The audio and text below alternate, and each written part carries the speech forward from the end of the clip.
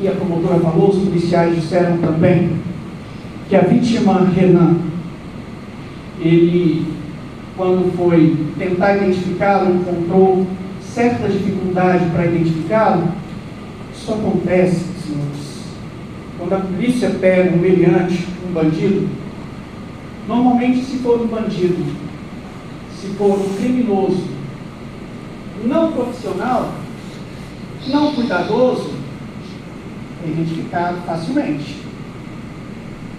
Agora, quando se trata de um profissional, até mesmo a identificação se torna difícil.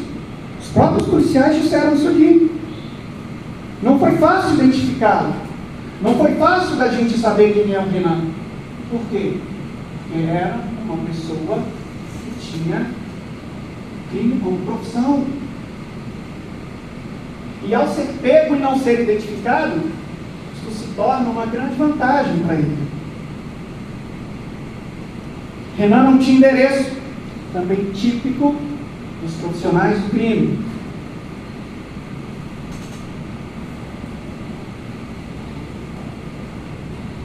Com relação à informação trazida somente em inquérito por apenas um policial, hoje o sargento Israel disse aqui para vocês, e disse também no inquérito, que os réus confessaram o crime. No entanto, em sede de audiência, de processo judicial, audiência de instrução, julgamento, outros dois policiais disseram que não se lembraram, não se lembravam de ter havido esta confissão. E aí a gente precisa também pensar um pouco, porque quando foram presos no flagrante presumido, e aqui o doutor vai explicar muito bem a diferença entre o flagrante presumido e o flagrante de fato. Quando foram presos, foram à polícia judiciária, ou seja, a polícia civil, prestar o depoimento. E lá eles não confessaram. Particularmente, doutor, o meu cliente, ele me relatou, e foi orientado pelo advogado na questão, que não era eu, mas que acima de tudo, entendeu que era importante naquele momento permanecer calado, porque estava com medo, estava assustado com o que estava acontecendo, com as informações errôneas, equivocadas que estavam aparecendo e se insurgindo contra ele. Como, por exemplo, o motivo pelo qual meu cliente carregaria uma arma airsoft e ainda teria balas de verdade em seu bolso. A título de conversa, não cuidou a polícia militar nem a polícia judiciária de fotografá-los, para evidenciar aqui nos autos que vestes eles estavam. Se eram vestes que realmente coincidiam com a suposta denúncia anônima informada no boletim de ocorrência policial. Ora, o meu cliente sequer me disse, doutor, que estava de camisa branca. Nem sequer de bermuda ele estava. Estava de camisa listrada, estava de calça comprida. Não estava de bermuda. É por isso que devemos observar a inteligência do artigo 155, quando diz que não devemos julgar um crime com provas exclusivamente construídas em sede de inquérito policial, porque o inquérito é inquisitório.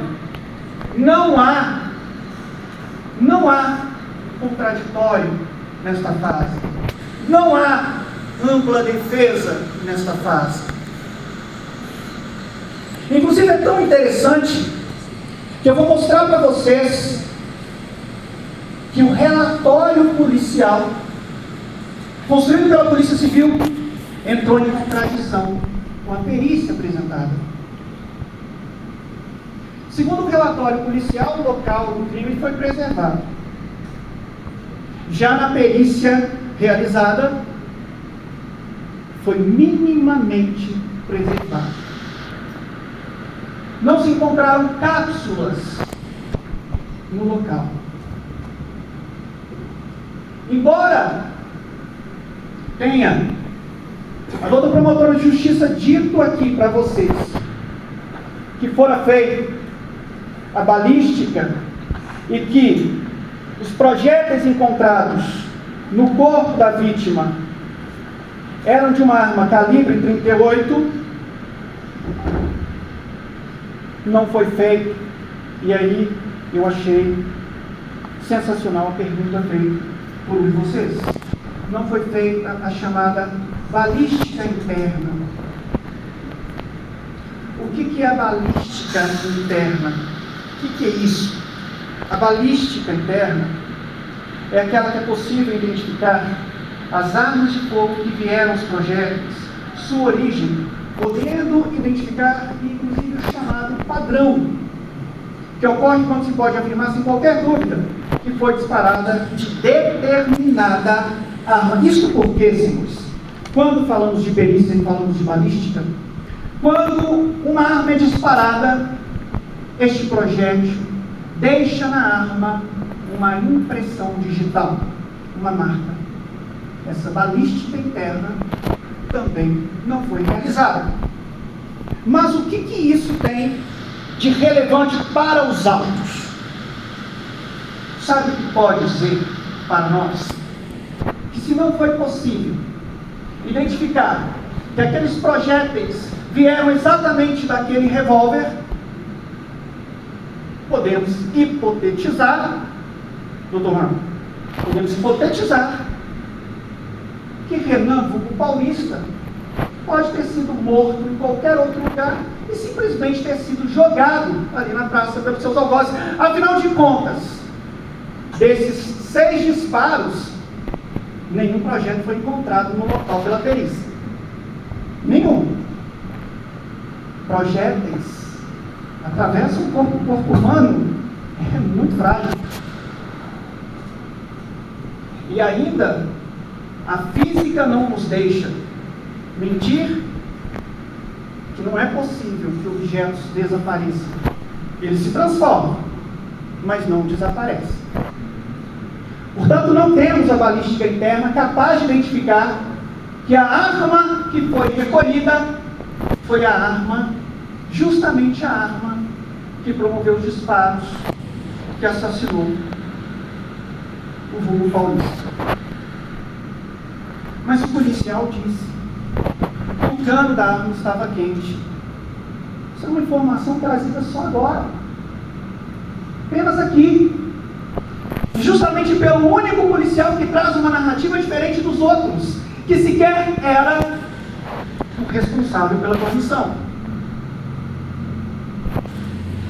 Trata-se de uma informação tão relevante, doutor Agnès, mas tão relevante, que deveria se constar no boletim de ocorrência. E boletim de ocorrência já está ratificado pelo STJ, pelo STF, não é um documento capaz de comprovar um fato. Qualquer um de nós pode ir na polícia, uma base móvel, isso é um direito, e relatar um crime, relatar um fato criminoso. E o policial tem o dever de realizar aquele boletim de ocorrência conforme está recebendo narrativa. E vou dizer para os senhores, a coisa mais difícil que tem hoje em dia, já fiz reclamações à OAB acerca disso, doutor, é quando precisamos fazer um boletim de ocorrência. Eles fazem de tudo para não elaborar um boletim de ocorrência e mal sabem que estão agindo de maneira criminosa, mal sabem que estão prevaricando, porque é obrigação da função deles. Chegou alguém noticiando um fato criminoso, é obrigação do policial militar realizar o boletim de ocorrência. Recentemente eu e minha esposa atuando no processo civil de divórcio, a esposa, ex-mulher do meu cliente, arrumou um namorado, me ligou, dizendo que era dono da favela Águia Dourada. Eu desliguei, fez uma série de ameaças, não me importei, mas ele não ocultou seu telefone. No dia seguinte ele ligou para o telefone da esposa, está gravado, e disse assim: se o doutor não sair dos processos da senhora tal, seus filhos vão ter um problema imenso comigo. Um de 6, um de 8, outra de 12, todos crianças, salvo a Ana, que é adolescente. Imediatamente me dirigi a uma base móvel, porque ao ligar para minha esposa, exigindo que ela tivesse de mim um comportamento que lhe agradasse, ainda que ilícito, ou seja, eu me retirasse do processo, o que configuraria não um crime de mera ameaça, mas um crime de tortura psicológica, conforme a lei de tortura, lá eu fui, nos dirigimos à base móvel. O sargento se negou a registrar o boletim de ocorrência, dizendo que iria fazê-lo apenas por ameaça, e não pelo crime de fato que eu estava levando, embora eu tivesse me apresentado, informado que eu era advogado, que inclusive eu era professor. Não realizou. Ele queria realizar por mera ameaça. Sabe o que ia acontecer? Juizado especial, transação penal, subsiste, nada. E os meus filhos, crianças, estariam desassistidos. Infelizmente, eu tive que mover uma ação de abuso de autoridade contra uma das instituições que eu mais admiro, que é da Polícia Militar, doutor, porque não quis realizar o boletim de ocorrência. Portanto, a gente não pode tratar os policiais como seres que são imaculados, desprovidos de erro, porque eu tenho certeza que muitos de vocês, quando precisaram de quando chamaram o 190, não apareceram, se evadiram de realizar um boletim de ocorrência. Acontece muito.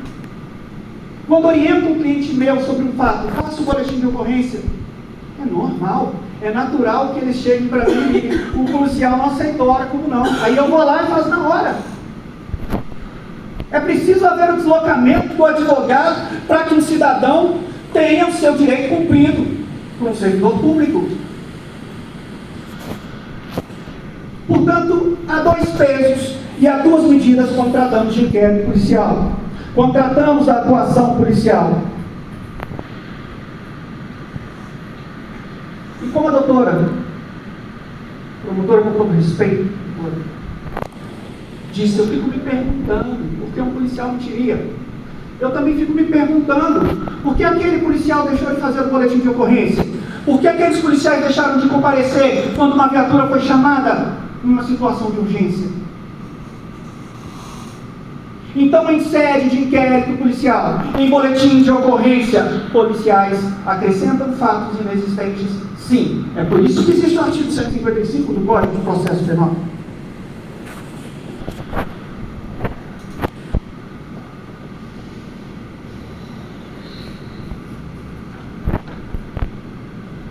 Sobre